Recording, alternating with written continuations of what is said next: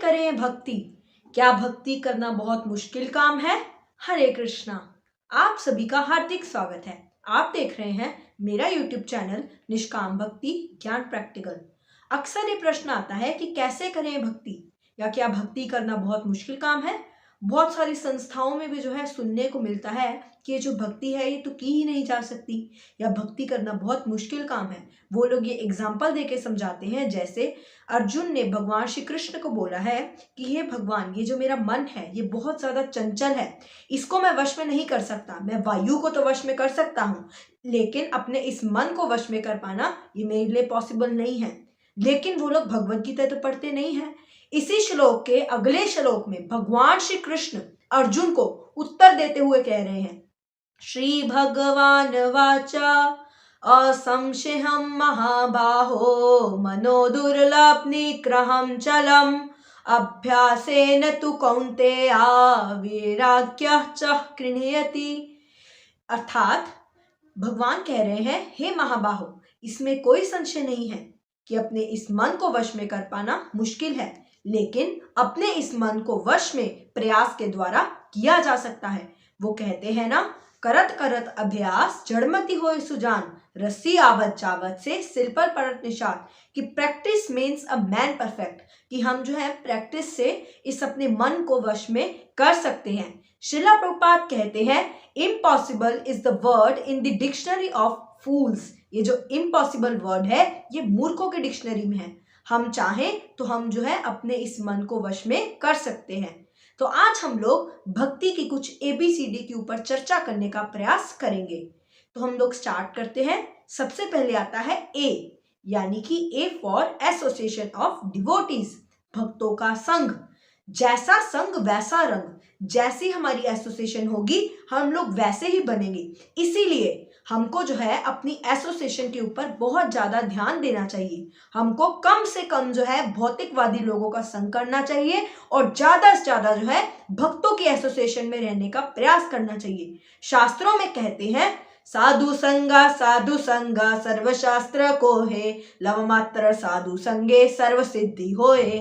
तो इसमें कह रहे हैं, सभी शास्त्र कह रहे हैं साधुओं का संग करो, साधुओं का संग करो।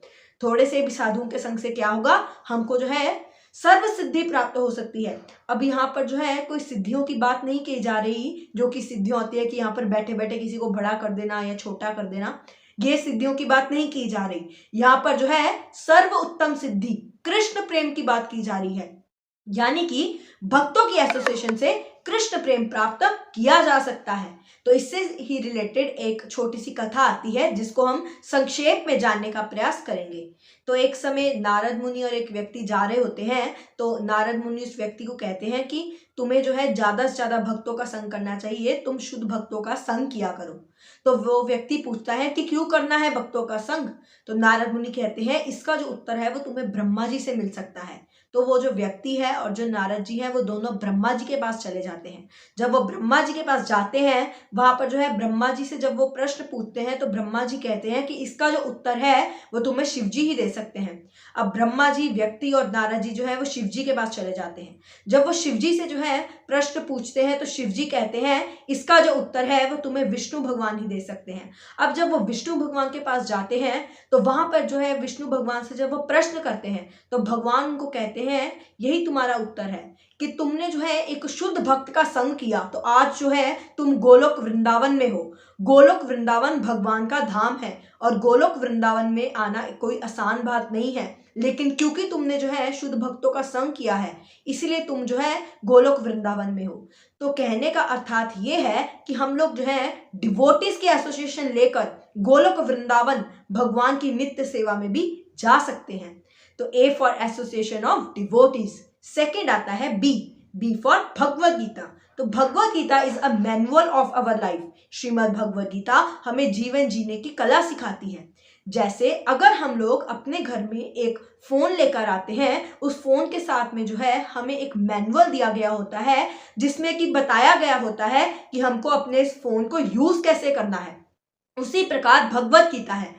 भगवद गीता में हमें बताया गया है, भगवान श्री कृष्ण के द्वारा बताया गया है कि हमको जो है अपने इस दुर्लभ मनुष्य जीवन को कैसे जो है यूज करना है। तो हम सबको जो है शास्त्र पढ़ने चाहिए। आजकल लोग शास्त्र नहीं पढ़ते हैं और लोगों की बातों में आकर जो है मूर्ख बन जाते हैं। तो बी फॉर आती है भगवत गीता। नेक्स्ट आता है सी फॉर चैंटिंग।